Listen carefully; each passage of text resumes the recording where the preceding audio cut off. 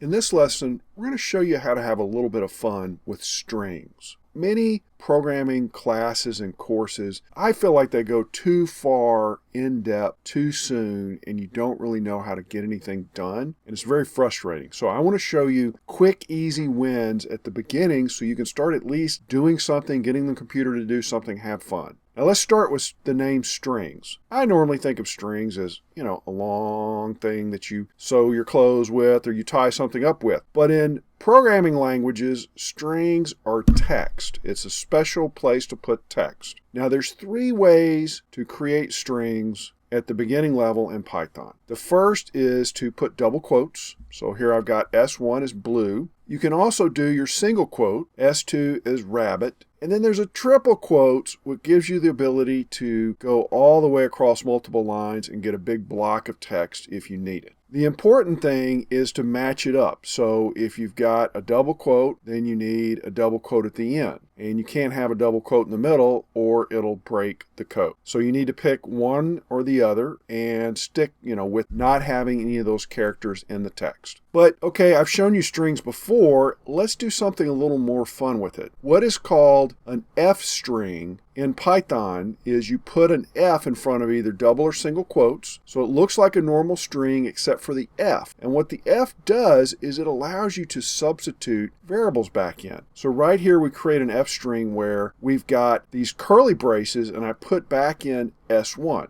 And when we print that out, it throws the value of S1, which is blue, back into the string. So now you can do something with that user input. You can put it into some other text and print it out, which allows you to create ad-libs. This was a fun game that we played as kids. You'd get a book, you'd ask your friends these questions, name a color, give me a number, name an animal, and then you would write those answers into text and it would make a silly story. So here I've done color, number, and animal. I put in red 3 an elephant, and I create a F string with N walked, N the number, C the color, and A with an S for the animal. So I walked 3 red elephants. Now it's vital that you stop and you go and you create your own ad-libs. Input some variables, ask some silly questions, substitute it back in using your new superpower F strings, and have some fun. If you like this content, subscribe. I'm coming out with a lot of videos, some of them beginner, some of them intermediate, some of them advanced. You'll be able to learn something. Smash that like button so I can help more people, and I'll see you in the next one.